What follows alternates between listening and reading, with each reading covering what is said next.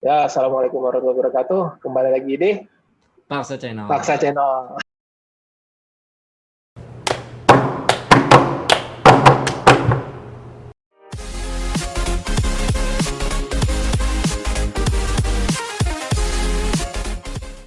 Udah Kali lama ini banget gak diomongin. anjir ya. Udah berapa lama nggak ngupload di Paksa Channel? 8 bulan kali? Enggak. Kita tuh kalau nggak salah yang sama Givari, guys. Enggak, ada lagi kayaknya di Dalu deh, di cafe. Iya benar, Maja. Tapi masih ada yang komen loh, masih ada yang komen video-video. Iya sih, terus masa katanya yang video pertama kita ini yang tembus 1K viewersnya. Oh iya, yang pertama datang tuh. Iya, yang pertama datang. Kita maju terus lah. Iyalah, setelah break berapa nih? Beberapa bulan lah ya. Time skip. Ya, jadi tiba-tiba ini ada kondisi yang sudah berbeda. Iya, jadi sudah di Indonesia. Jadi Adam Paksaning, Dokter Adam. Nugraha Paksaning nama belakang. Oh iya benar ya, Nugraha Paksaning sudah menyelesaikan studinya selama kurang lebih 7 tahun ya. 7 tahun. Dari tahun 2013 sampai 2020 dan semoga gue juga bisa menyusul di tahun 2022 ya, tapi Februari. Jadi kemungkinan lebih lama 1 semester lah, 7,5 tahun. Bakalan jadi legend kayaknya gue di Kiare orang Indonesia ya. Legenda Kiare masih ada karena yang paling lama bertahan tuh orang Indonesia 7 tahun. Mungkin setelahnya gue akan dimenjarakan rekor 2,5 tahun. Kiare legend. Dari mulai ada orang masuk barengan udah lulus, ada lagi yang masuk udah lulus lagi, aduh udah nggak kehitung ya ininya ya, maksudnya kok kayak tiba-tiba udah lulus sih ini gitu. Iya, baru sebentar, oh iya udah 2 tahun nih. Iya, benar. Ini aja teman Korea aja udah mau lulus nih Agustus ya, ntar balik lah ke Indonesia ya, gitulah. Dan ini juga masih berjuang, alhamdulillah sih udah ada sinyal baik lah dari Paksaning gitu. Untuk mengurusi manuskrip. Kita doakan terus. Amin. Yang tolong diaminkan doanya dengan like video ya. Saja Paksaning. Sampai gondrong ya balik ke Indonesia. Iya. Hampir 8 bulan lah di Indonesia. Nih gimana nih? Ceritain kesan pertamanya ketika tahu. Oh salah. Sombong sekali Anda, Pak. ketika menginjakan pertama kali kaki di Indonesia lagi dan mengingat bahwa gua nggak akan balik ke Korea gitu. Itu feelnya beda banget sih. Itu feelnya beda banget sih. Itu feelnya beda banget. Coba dideskripsikan gitu Paksaning. Kok nggak enak ya dipanggil Paksaning ya? Kan kita kan Paksa Channel. Akhirnya ya ini ya namanya menjadi kenyataan ya. Oh iya juga. Iya kan selama ini kita balik ke Indonesia mindsetnya ini loh. Hari ini mau makan apa, hari ini mau ketemu siapa, besok mau ketemu siapa lagi, besok mau makan apa lagi gitu kan, sebelum balik gitu. Iya. Pokoknya kita enjoy to the fullest gitu kan. Iya. Enggak, dia tuh kayak udah bisa gini, bisa habis ini nggak perlu repot-repot jajan mikir-mikir halal apa enggak lagi gitu kan. Iya. Kayak gitu aja udah enak gitu. Atau benar. Ya udah nggak ada ini lagi, nggak ada beban lagi. Benar-benar plong, beda banget. Meskipun Pak kan tahu sendiri kan kemarin balik masih ada PR kan sama Prof di sana kan. Iya. Agak ganjelan ngawang bittersweet gimana gitu. Cuman tetap mindset yang tadi tuh kayak akan menetap gitu.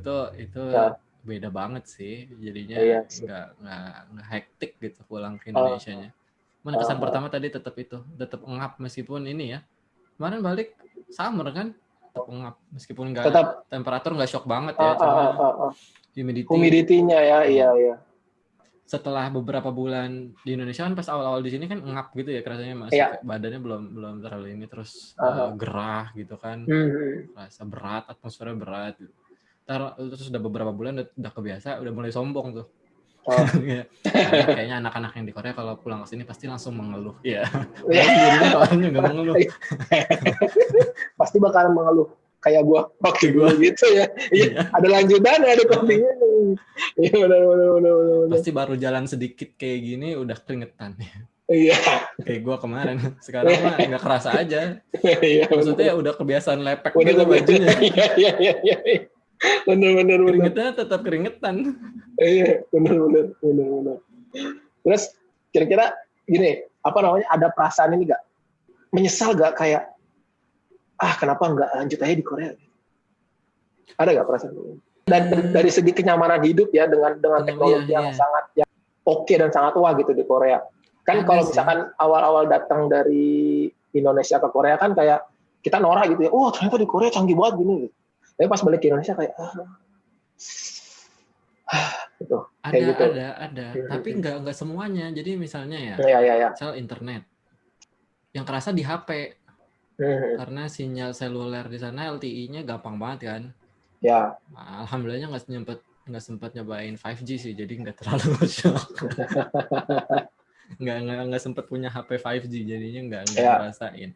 Tapi kalau HP di sini kan nyari sinyal LTE ya Jabodetabek mungkin jauh lebih gampang ya ketika dari daerah kota dikit aja tuh kemarin 3G terus HP-nya panas gitu. Karena nangkap sinyalnya susah gitu. Aduh ini kok nyaman gini jadinya ya. Ya bedanya itu pantesan kayaknya kemarin di Korea Samsung bagus-bagus aja kayaknya baterai gue nggak pernah panas. Habis ini kenapa panas ya? Oh ya nyari sinyal ya. Ada ketidaknyamanan itu. Terus misalnya apalagi ya tracing paket apa segala macam. Kan terbiasa juga di sana ya. Kalau di sini kan tergantung ininya juga tergantung kurirnya yang mana gitu. Tapi di sisi lain malah di sini jauh lebih canggih misalnya Gojek. Bisa GoFood kan. Kalau di sana kan susah ya, maksudnya kita terbatas pilihan makanannya. Mungkin bisa ya sebenarnya kalau pakai aplikasi tertentu ya. Bisa. Atau yang belanja kayak Kupang gitu kan, di sana kita pakai Roket Wow aja udah wow banget. Belanja malam-malam, besok dini hari atau subuh-subuh udah datang tuh belanjaan sayur gitu-gitu kan. Betul. Tinggal klik. Tapi di sini ada Gojek yang instan, dia 2 jam 1 jam aja bisa datang tuh belanjaan kita. Jadi kayak wah lebih canggih dibandingkan Korea gitu. Ada gitunya. Atau ada juga misalnya tadi yang drawback atau ketidaknyamanannya lalu lintas lah. Karena bawa mobil jarang ada lawan motornya. Di sini kan motor ini pakai prinsip ya Bruce Lee. Become water. Okay. You have to shape become like water. Put in a cup, become a cup gitu. Jadi begitu ada ruang kosong dia masuk. Benar. Dia mengalir terus gitu. Jadi awal baru datang stres banget pasti. Iya sih benar. Ukuran jalan beda terus ini tapi dinikmati aja sih nggak segitunya juga gitu karena di sisi lain ada juga jalanan-jalanan yang udah oke gitu ya. Ekspektasi awal mungkin kayak turunin kan sejauh-jauhnya kayak mungkin ini kita balik kayak teknologi 7 tahun yang lalu misalnya. Kan memori kita terakhir tuh ke sana ya. Meskipun kita sering liburan 1 bulan atau 2 pekan gitu kan. Setahun sekali. Itu tuh kayak nggak terlalu nempel di memori gitu. Misalkan Margonda tuh udah kayak gimana tuh nggak kebayang. Yang lebih nemplok tuh kayak Margonda tuh ya zaman yang dulu tuh. Benar. Oh ternyata udah gini. Oh iya benar beberapa tahun lalu pulang udah ada bangunan yang ini deh misalkan kayak gitu itu baru ke-recall pas balik. Depok aja beton di mana-mana, nyasar ke gang-gang kecil aja beton semua jalanan. Jadi lumayan lah. Ya itu karena macet. Jadi ada gitu, ada drawbacknya. Karena macet di mana-mana jadi kita masuk gang-gang tapi ternyata di gangnya itu jalanannya cukup bagus. Udah bagus ya. Yang sempat gue pikirkan itu kayak aduh nih kalau di Indonesia bakalan sulit banget ini A itu A B A B C. Tapi ternyata ada juga yang memang lebih bagus gitu dari Korea. Jadi akhirnya kayak mengurangi feeling perasaan-perasaan itu tadi kan dan akhirnya menerima kenyataan aja. Oh ternyata di Indonesia begini juga loh. Ternyata enak juga loh kayak gini. Bisa jadi ada yang kayak lebih nyalip. Misalnya yang sekarang di sini kan kasus coronanya parah. Terus jadinya social distancingnya sebenarnya ya diatur sedemikian rupa jadinya WFH-nya banyak kan. Di sana kan gak terlalu ya, kalau apalagi kita yang jadi researcher, di sini researcher aja dipaksa WFH untuk beberapa hari gitu misalnya. Jadinya yang di sini jago-jago buat nge-zoom, buat webinar, buat online course segala macam. Sedangkan ketika kita berhadapan sama mahasiswa Indonesia yang ada di Korea dan belum merasakan COVID di Indonesia, biasanya lebih gagap tuh untuk urusan kayak gini. Dari pulang ke Indonesia sampai dapat pekerjaan yang sekarang itu ada waktu jeda gak? Berapa lama gitu? Langsung kerja. Langsung masuk kerja. Nah, karena masuk semester baru kan kemarin. Iya. Tapi ya nggak terlalu padat sih, jadinya bisa diatur sama PR yang ketinggalan, masih bisa diatur. Tapi kan artinya rutinitas harian akan berubah nih. Sempat stres gak sih? Maksudnya tadinya rutinitas full nge-lab gitu kan, sampai begadang malam nih kayak sekarang gitu kan. Sampai jam 1, jam 2 balik ke rumah, terus besok berangkat lagi pagi jam 9. Post power syndrome ya? Ya, macam kayak gitu. Post power syndrome.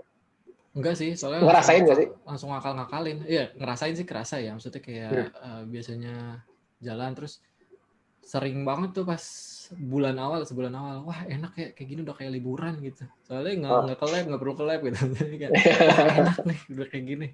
Wah enak kayak gitu. Jadinya dinikmati aja sebenarnya, nggak terlalu stressing, nggak stres ke arah stressing nggak ya.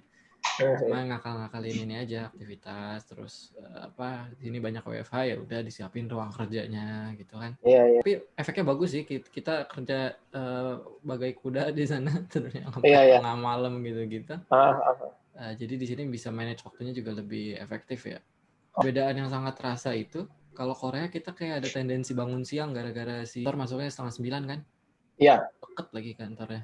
Terus kita kayak tidak punya angga yang deket gitu ya, kehidupannya benar-benar individual juga kan, mau apanya sama yang Korean ya, bukan sama yang se-Indonesia. Nah kalau di sini kan kehidupan udah mulai tuh dari subuh juga udah ini kan, kayak tidak ada dorongan untuk tidur lagi tuh, malah lebih ini ya, itu agak kultur yang kerasa banget tuh di situ sih, dari daily life ya, hitungannya daily banget, habis isa tuh kerasanya udah malam banget. Kalau di Korea kayaknya enggak, kayak kehidupan baru mulai gitu. Berbulan. Iya, benar-benar. Baru pada pulang. Nggak tahu ya, apa ini efek WFH juga ya? Maksudnya ini kerja dari rumah terus, ngajar dari rumah. Nyampe rumah bawaannya pengen istirahat gitu ya. Di sana kayaknya masih bisa beraktivitas lain, malah kayak kepikiran kerjaan kantor lagi masih bisa. itu pribadi banget sih yang kerasa. Masalah jam makan kan, kalau misalkan di Korea kan kita tahu strict banget gitu kan, maksudnya kayak 12 sampai jam 1 jam makan siang, jam 6 sampai jam 7 makan malam gitu kan, dan sarapan pagi itu kan kalau sarapan pagi mah bebas lah ya, karena kan budaya di sana kan restoran juga kadang bukanya budaya di sini kok di sana ya, kan gue masih di sini. Gue ngerasanya udah bingung sih, budaya di sini kan, di Korea kan kadang restorannya itu dia cuma buka pas jam makan aja, jadi nggak ada yang buka jam 2 kan, kayak jam 2 tuh udah ditutup buat istirahat sih. Betul, jam 2 jam 3 lah. Karyawannya gitu kan, jam 2.30 udah nggak nerima ini lagi. Ntar jam 3 mereka beresin meja. Benar. Ntar buka lagi mereka jam 5:30, 6 baru buka. Nggak ada di sini, nggak ada di sini, hajar terus. Dari lu sendiri gitu? Ya jadinya ngatur sendiri sih karena WFH ya, maksudnya. Kalau telat masaknya ya telat makan siangnya, kalau ada masakannya ya udah, jam biologisnya ngikut sih kayaknya. Kayak kita kan jam 11.30, jam 11 aja udah lapar banget tuh biasanya sebelum ke Siktang. 11.30 udah limit banget tuh, udah senggol bacok sama sih. Ngakalinnya biasanya jam 11 udah, karena WFH ya udah nyemil gitu. Jam 1 baru makan, kan jam 12-nya zuhur dulu. Iya. Kalau sana kan kita ya udah jam 11:30 berebutan makan. Iya, terus ntar habis itu baru soal zuhur gitu. Iya. Di kantor ya mirip-mirip jam makan kantor ya. Oh iya, benar, jam makan juga ya. Berarti artinya nggak juga waktu pas sebelum berangkat ke Korea itu jam makan itu kayak nggak strict banget gitu, jam 12 harus makan atau masih sama. Maksimal jam 1. Jadi kalau dulu tuh waktu pas masih kuliah bahkan ya bisa makan siang tuh misalnya jam 2. Iya, masih kita masih bisa, masih kerasa, tapi itu kerasa banget sih.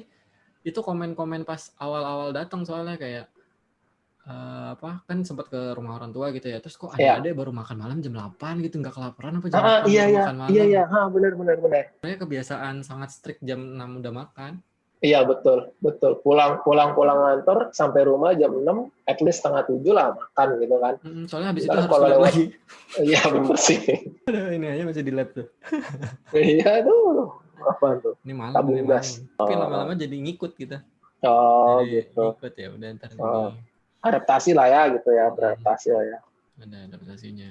Berarti cukup kayak cukup lah ya, kayak misalkan baru udah sampai ke Indonesia, baru datang sebulan 2 bulan terus udah bisa ngikutin ritme di Indonesia lagi gitu badan ya. ritme ngikutin sih sebulan 2 bulan.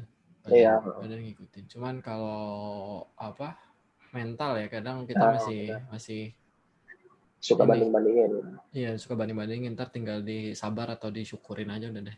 Pilihannya terserah deh mau yang mana deh. Kalau misalkan kita balik ke Indonesia untuk liburan, bukan untuk kayak lu sekarang gitu. Konversi mata uang jadi kayak banding-bandingin kan, kadang oh nih harganya kok jadi mahal banget gitu, atau oh ini murah banget ternyata gitu kan. Nah, sampai sekarang masih kayak gitu gak? Apa udah berhenti semenjak misalkan sebulan pertama udah selesai gitu, nggak pernah convert lagi? Convert jadi skill sih, maksudnya dia jadi kita jadi cepat mengkonversi, gampang. Ya. Cuma kalau kecenderungan untuk convert ke won udah nggak ada dari awal. Kata kuncinya satu. Apa? Tahu pemasukannya udah nggak ada lagi dari won. Tapi tebak-tebakannya gara-gara itu, gara-gara udah tahu pemasukan tuh nggak dari won lagi tapi dari rupiah, jadinya dikonversinya ke rupiah. Artinya segala kalkulasi dari rupiah ya. Cuma habis itu konversinya harus ada pengalihnya. Kemarin tuh kalau nggak salah pengalihnya ke harga makanan. Jadi kayak misalkan sekali makan tuh di tempat makan berapa sih wajarnya gitu. Misalnya beli soto lah gitu, berapa belas ribu, 12.000, 15.000. Iya. Iya, beli di tempat makan Padang gitu kan 15.000. Oh ya udah berarti patokannya kurang lebih kayak gitu. Nggak ke konversi ke won. Misalnya kalau dulu kan kita, gue mau ngafe nih kayaknya anjir kopinya murah banget, masa cuman 500 won gitu misalnya, jadinya kemana ya? Ini jadi kayak gitu kan. Enggak, ini jadinya belok. Maksudnya kayak mau jajan kopi, terus kok harga kopinya, harganya 2 kali makanan Padang nih. Enggak deh gitu, misalnya jadinya kayak gitu. Berhentinya di situ. Konversinya, nyetopnya. Nih jatah 2 kali makan gua, enggak deh gitu. Atau iya deh, nggak apa-apa deh untuk sekali-kali. Ini traktir diri. Tapi jadinya nggak ke won. Kalau ke won mah 14 aja itu. Iya sih, benar. Artinya ada pembanding relatif lah ya terhadap apa gitu. Jadi pembandingnya bukan konversi ke won dan harga di Korea, tapi harga makanan pokok di Indonesia gitu untuk sekali makan membandingkan harga untuk harga yang lain gitu. Tapi jadi gampang bersyukur, misalnya kayak ternyata harga telur di sini sekilo cuma 1.500 won. Ini kan kayak gitu. Karena kita udah ngerasain hidup di kondisi yang sangat berbeda, jadinya konversinya arahnya situ. Tinggal kita aja mau bawanya ke positive thinking apa negative thinking. Artinya case by case lah ya. Case by case. Berarti benar tuh tadi kata kuncinya tuh yang perlu dicatat, terutama buat diri gue pribadi, karena udah nggak ada pemasukan di won lagi gitu kan. Oke, kelar. Ya, kalau kamu suka sama video kita, jangan lupa diklik jempolnya. Kalau kamu mau berlangganan juga bisa diklik langsung tombol langganannya. Kalau nggak suka, ya udah. Oke, sip, bungkus.